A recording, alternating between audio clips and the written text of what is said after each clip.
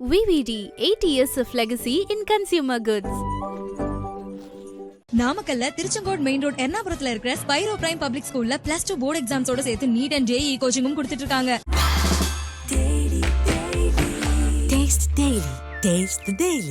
இங்கு காவல்துறை நண்பர்கள் இருக்கிறாங்க. அதே போல பாரதிய ஜனதா கட்சி முன்னெடுத்திருக்கக்கூடிய கருப்பு கொடி ஏந்தி நடக்கக்கூடிய அந்த ஆர்ப்பாட்டத்திற்கு நம்முடைய வீட்டு அருகில் இருக்கக்கூடிய தொண்டர்கள் வந்திருக்கின்றார். இன்று தமிழகம் முழுவதுமே எல்லா இடத்துல ஒரு பாரதிய ஜனதா கட்சியினுடைய தொண்டராக இருக்கக்கூடியவர் அவருடைய வீட்டுக்கு முன் நின்று யாருக்கும் எந்த பிரச்சனையும் ஏற்படுத்தாம இன்று திமுக அரசு நடத்தக்கூடிய இந்த அனைத்து கட்சி கூட்டம், தொகுதி மறுசீரமைப்புக்காக நடத்தக்கூடிய அந்த அனைத்து கட்சி கூட்டத்தை கண்டித்து கருப்பு கொடி ஆர்ப்பாட்டத்தை நீங்கள் கையில் எடுக்க வேண்டும் என்று வேண்டுகோள் விடுத்தோம். இன்று தமிழகம் முழுவதும் நடந்து கொண்டிருக்கிறது. முதல்ல எதற்காக திமுக அரசு மாநில அரசை எதிர்த்து ஒரு பாரதிய ஜனதா கட்சியினுடைய தொண்டன் கருப்பு சட்டை அணிந்து கருப்பு கொடி ஆர்ப்பாட்டத்தை முன்னெடுக்கின்றான்? என்ன காரணம்?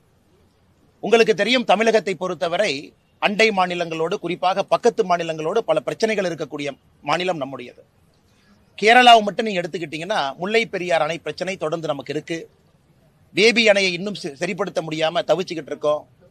முல்லை பெரியார் அணையினுடைய நீர்மட்டத்தை உயர்த்த முடியாமல் தவித்துக் கொண்டிருக்கின்றோம். இதனால் லட்சக்கணக்கான விவசாய பெருமக்கள் ஒரு இடத்திலே பாதிக்கப்பட்டிருக்கின்றார்கள். மதுரை பகுதியிலிருந்து ஆரம்பிச்சீங்கன்னா முல்லை பெரியார் அணை பாசனம் முழுவதுமே.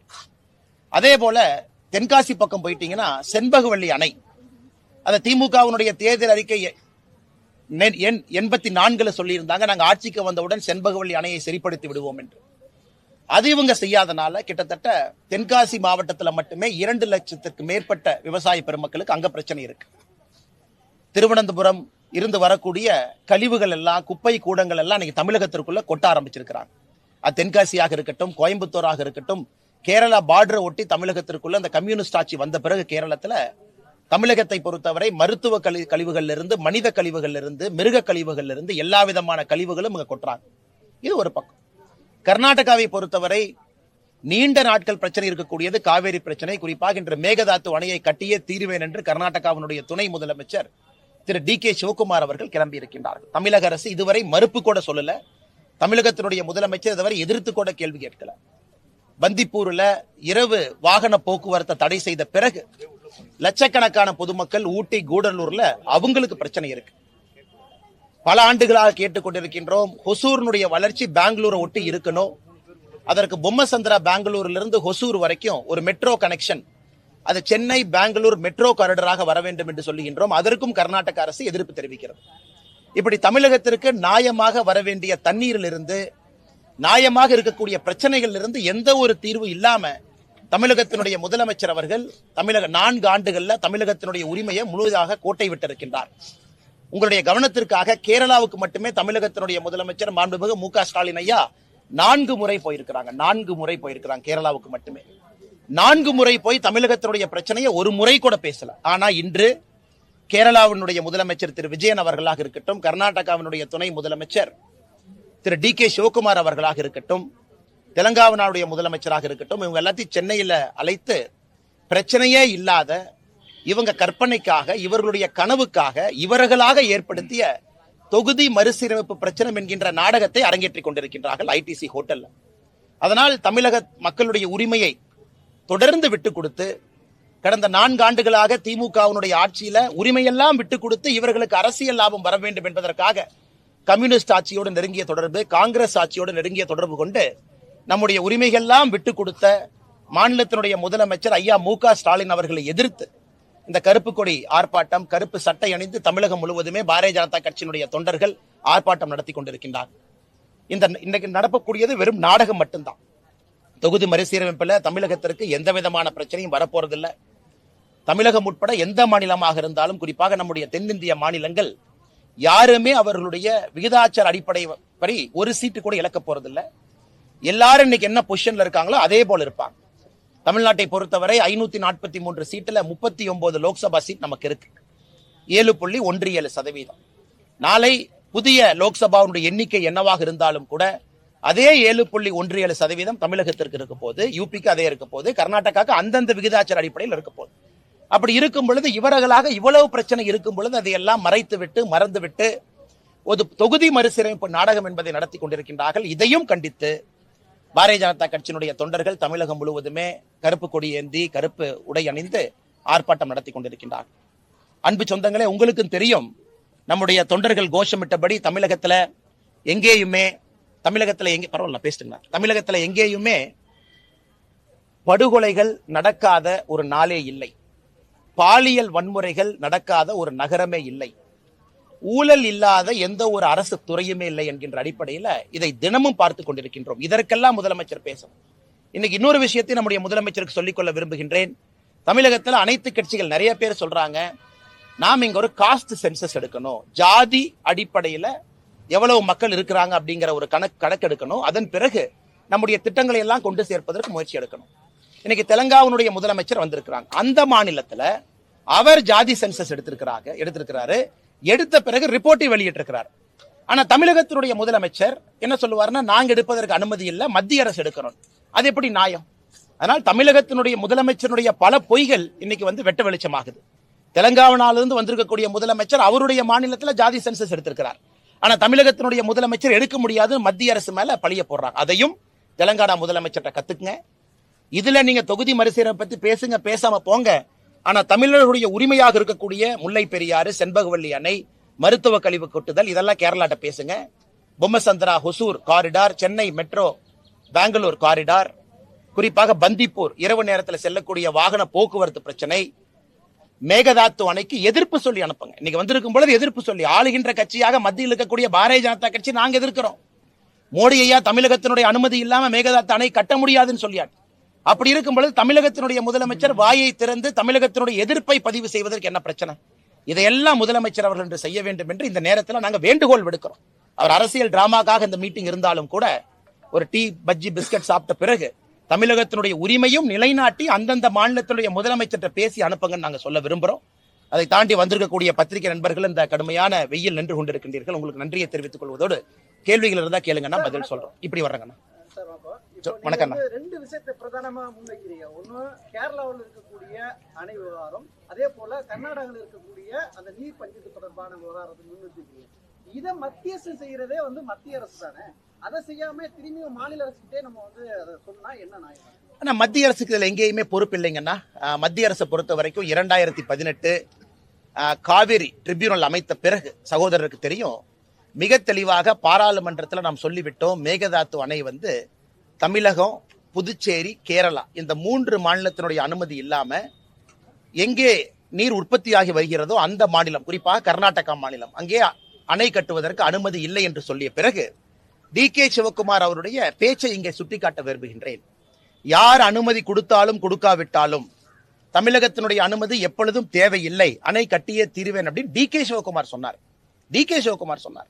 மத்திய அரசு என்ன சொல்லுச்சு, நீ அணை கட்டணுமா எல்லா மாநிலத்தையும் கலந்து பேசு, அதுல யாராச்சும் ஒருத்தர் அப்செக்ட் பண்ணா கூட அணை கட்ட முடியாது என்று தெல்ல தெளிவாக சொன்ன பிறகு டி.கே. சிவகுமார் அவர்கள் இதை அரசியல் பிரச்சனையாக இதற்கு எடுத்த பிறகு நான் சொல்வது, தமிழகத்தினுடைய முதலமைச்சர் இதை எதிர்த்து ஒரு குரல் கொடுத்தாரா? இன்னைக்கு டி.கே. சிவகுமார் சித்தராமையா அவர்களை அழைப்பதற்காக பெங்களூருக்கு இங்கிருந்து மந்திரி அனுப்புறாங்க. போன மந்திரிகள் 39 எம்பிக்கள் இருக்கிறாங்க. யாராச்சும் போய் பெங்களூருக்கு போய் சித்தராமையா அவர்களை சந்திச்சு, சிவகுமார் அவர்களை சந்திச்சு தமிழகத்தினுடைய எதிர்ப்பை பதிவு செஞ்சாங்களா? எங்கேயுமே பதிவு செய்யல. எல்லா இடத்திலும் உரிமை விட்டு கொடுத்திருக்காங்க. கேரளாவை பொறுத்தவரை செண்பகவல்லி அணை, அது உங்களுக்கு தெரியும், 1953, 73 பல காலகட்டத்தில் பிரச்சனை வந்த பொழுது கர்ம வீரர் காமராஜர் ஐயா முதல் பிரச்சனையை தீர்த்தாங்க. இரண்டாவது பிரச்சனை வந்த பொழுது புரட்சி தலைவர் டாக்டர் எம்ஜிஆர் ஐயா அவர்கள் தமிழகத்தினுடைய பணத்தை தூக்கி கேரளா கொடுத்தாங்க ரிப்பேர் பண்ணிக்கணும். அதன் பிறகு கேரள அரசு என்ன சொன்னாங்க, நாங்க எந்த காரணத்துக்கும் விடமாட்டோம் என்று சொல்லிய பிறகு திமுக தன்னுடைய தேர்தல் வாக்குறுதியில 84வது பாயிண்ட் செண்பகவல்லி அணையை சரி பண்ணுவோம்னு சொல்லியிருக்கிறாங்க. அது சம்பந்தமா பேசினாங்களா?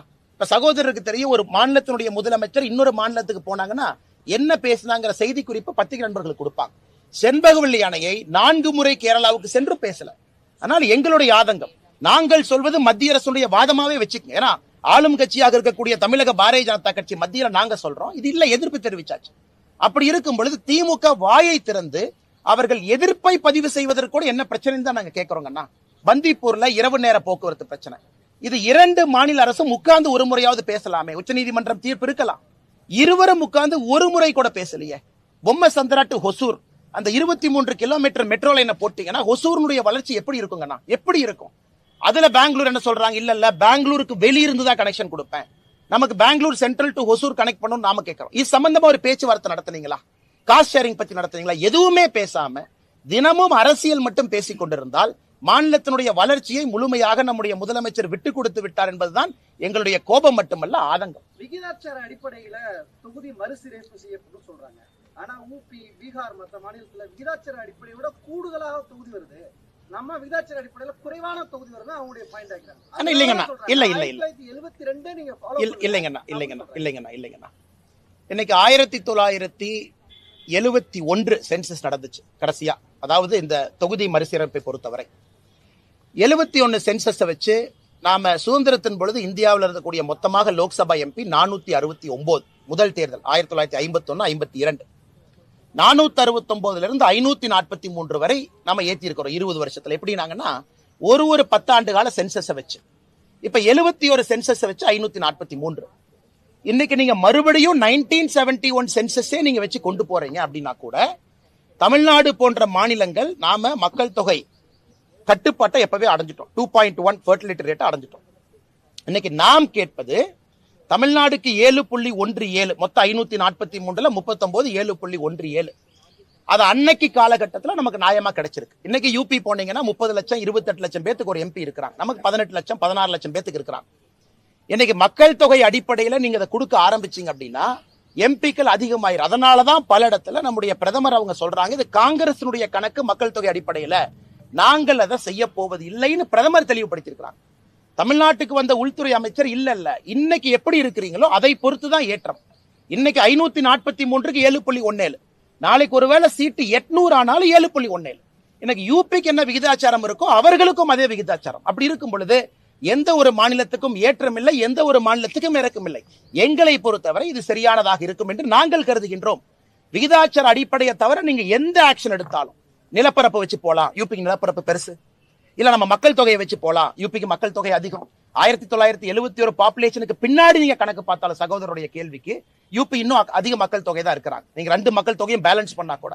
ஆனா தமிழ்நாட்டுக்கு நல்லது, இந்தியாவிற்கு நல்லதுன்னு கணக்கு பார்த்தீங்கன்னா விகிதாச்சார அடிப்படை மட்டும்தான் நல்லது. இன்னொரு விஷயம் சொல்றாங்க அவங்க, நாங்க மத்திய அரசு சொன்னதை மக்கள் தொகை கட்டுப்படுத்துவதில் நாங்க தென் மாநிலம் சிறப்பா செயல்பட்டோம், நான் வட மாநிலங்கள் சரியா செயல்படல, அதனால மக்கள் தொகை அழிவுலையோ பரப்பல் அழிவுலையோ அவங்க மறுசீரமைப்பு போனா கூடுதலான தொகுதி வருது, நாங்க மத்திய அரசு சொன்னதை ஃபாலோ பண்ணதுல எங்களுக்கு தண்டனையா? இல்லைங்கண்ணா, மக்கள் தொகை அடிப்படையிலே வராது என்று சொல்லிய பிறகு திமுக அரசு சொல்லக்கூடிய வாதம் எங்க வருதுங்கண்ணா? மக்கள் தொகை அடிப்படையில தொகுதி மறுசீரமைப்பு நடக்காது என்று சொல்லிய பிறகு திமுக சொல்லக்கூடிய காரணத்துல என்ன நியாயம் இருக்குங்கண்ணா?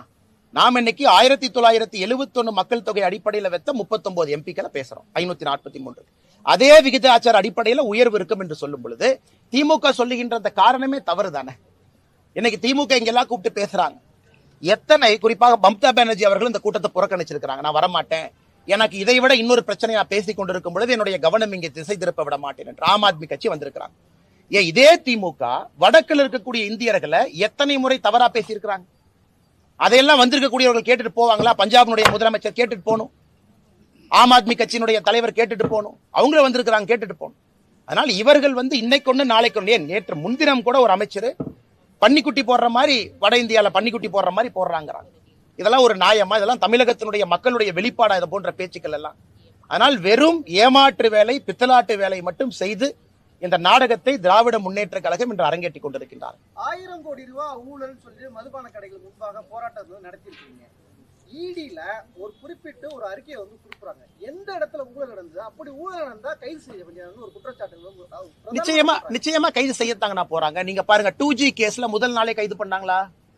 2G கேஸ்ல எல்லா வீட்லயும் ரைடு பண்ணோடனே கனிமொழி அக்கா அப்படியே வேன் ஜீப்பை திறந்து அக்கா உள்ள உட்காருங்க, திகாரி ஜெயிலுக்கு வண்டியை விடுறான்னு சொன்னாங்களா? எந்த ஒரு வழக்குமே எந்த ஒரு ரைடுமே அன்னைக்கே கைது பண்ண மாட்டாங்க.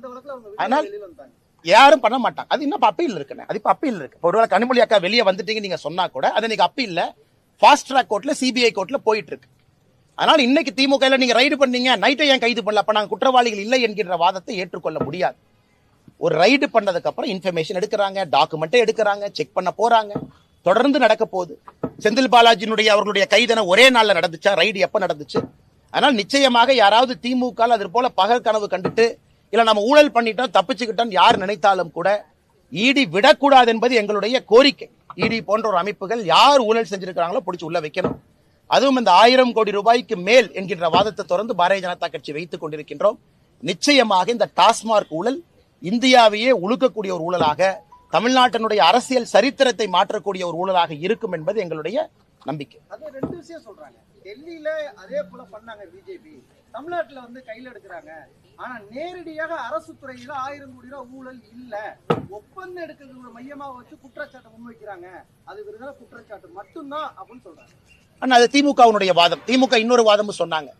இன்னைக்கு இடி நடவடிக்கை எடுத்திருப்பதெல்லாம் பாத்தீங்கன்னா எங்களுடைய காலத்துல போட்ட எந்த எஃப்ஐஆர் இல்ல, 2021 மே மாசத்துல நாங்க ஆட்சிக்கு வந்துட்டோம், எங்க ஆட்சியில போட்டதில்லை. இடியினுடைய அபிடவிட் கோர்ட்ல பாத்துட்டீங்கன்னா 2021 திராவிட முன்னேற்ற கழகம் ஆட்சிக்கு வந்த பிறகு போட்ட பல எஃப்ஐஆர் அதுல கோட் பண்ணிருக்காங்க, பல எஃப்ஐஆர் கோட் பண்ணிருக்காங்க 2021 ஆட்சிக்கு வந்த பிறகு. அதையே திமுக மறைத்து எங்களுக்கும் அதற்கும் தொடர்பில்லைங்கிறாங்க. செகண்ட், இன்னைக்கு தமிழகத்துல எல்லாரும் பேசக்கூடிய ஒரு விஷயம், 10 ரூபா 20 ரூபா ஒரு குவார்டர் பாண்டுக்கு எக்ஸ்ட்ரா வாங்குறாங்க. அப்படி இருக்கும் பொழுது இந்த திமுக காரனே ஒத்துக்கிட்டு போய் எங்களுடைய போட்டோ எல்லாம் ஒட்டுறான், இங்க எம்ஆர்பி ரேட்டுக்கு தான் நாங்க விக்கிறோம்னா அதை எங்களுக்கு பெருமையாக கருதுகின்றோம். பாரதிய ஜனதா கட்சி இந்த பிரச்சனை எடுத்த பிறகு யாரு டாஸ்மார்க்கு போன சகோதரர்களுக்கு கூட எம்ஆர்பி ரேட்டு கிடைக்குதுன்னா அதற்கும் இன்னைக்கு பாரதிய ஜனதா கட்சி தான் காரணம். அது மட்டும் இல்ல, தொடர்ந்து பேசக்கூடிய எல்லா விஷயங்களுமே ஜெகத் ரட்சகன் அவங்க 2019 அக்காடு அவங்க வீட்டுல நடந்த ரைடு, நான் சொல்ல அக்காடை பத்தி, அன்னைக்கு 1000 கோடி ரூபாய் என்று இன்கம் டாக்ஸ் சொன்னாங்க, அவருடைய சாராய ஆலையில வரி ஏய்ப்பு நடந்திருப்பது. அதனால் தொடர்ச்சியா நீங்க பாத்தீங்கன்னா திமுக இன்னைக்கு சொல்லலாம் நாளைக்கு சொல்லலாம், இடியும் இங்க தான் இருக்க போது, திமுகவும் இங்க தான் இருக்க போது, நீங்கள் இங்க இருக்க போறீங்க, நான் இங்க தான் இருக்க போறேன். அதனால் நிச்சயமாக வருகின்ற காலத்துல இந்த ஊழலினுடைய பரிணாமத்தை நீங்களும் பார்க்கத்தான் போறீங்க, நானும் பார்க்கத்தான் போறேங்க. VVD, 8 years of legacy in consumer goods. நாமக்கல்ல திருச்செங்கோடு மெயின் ரோட் எர்ணாபுரத்துல இருக்கிற ஸ்பைரோ பிரைம் பப்ளிக் ஸ்கூல்ல +2 போர்டு எக்ஸாம்ஸோட சேர்த்து நீட் அண்ட் ஜேஇ கோச்சிங்கும் கொடுத்துட்டு இருக்காங்க. Taste the Daily.